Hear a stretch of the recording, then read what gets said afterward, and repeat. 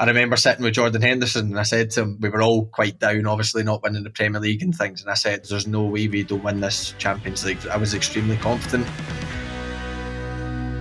Champions League nights at Anfield are special, but surely the Liverpool 4, Barcelona 0 is the one that sticks out.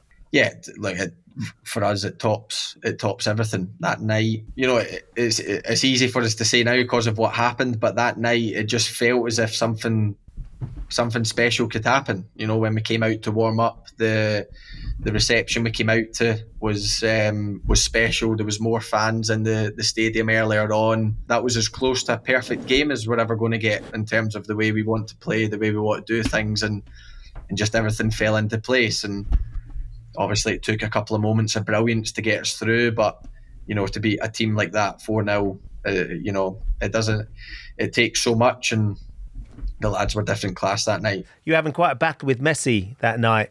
I seem to remember there was quite a lot of chat on the pitch between the two of you. Yeah, obviously he was speaking Spanish, I was speaking Scottish, and I don't think we both really understood each other. So yeah, look, when I've said it before, but when I look back on that instant, you know, I regret kind of, you know, pushing his head or whatever, but it kind of summed up the attitude of the lads in the changing room. You know, we just kind of thought nothing was going to get in our way that night, and you know, everyone was our enemy and things like that. And yeah, just, you know, obviously I was, you know, we were all kind of really pumped up and things like that. And yeah, but you know, if I ever seen him again, I'd apologise, that's for sure. But then at the end of the day, I think he had probably, out of the 1,000 games he's played, that was probably one of his quieter ones. So yeah.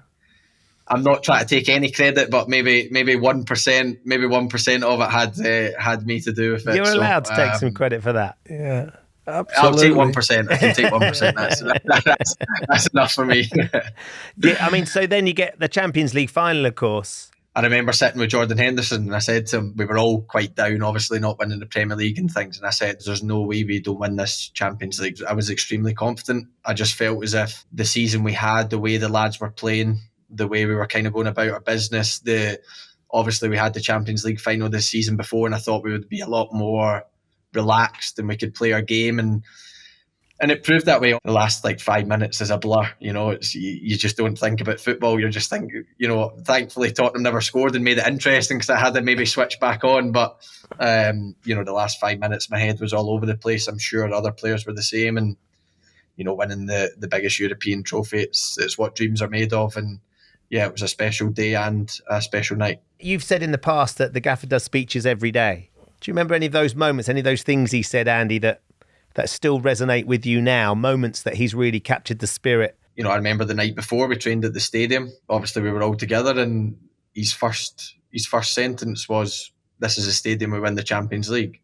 And straight away that, you know, we were all like, yeah, this is the stadium we win and you know, and it was just one sentence, just, you know, just delivered exactly what we all wanted to hear.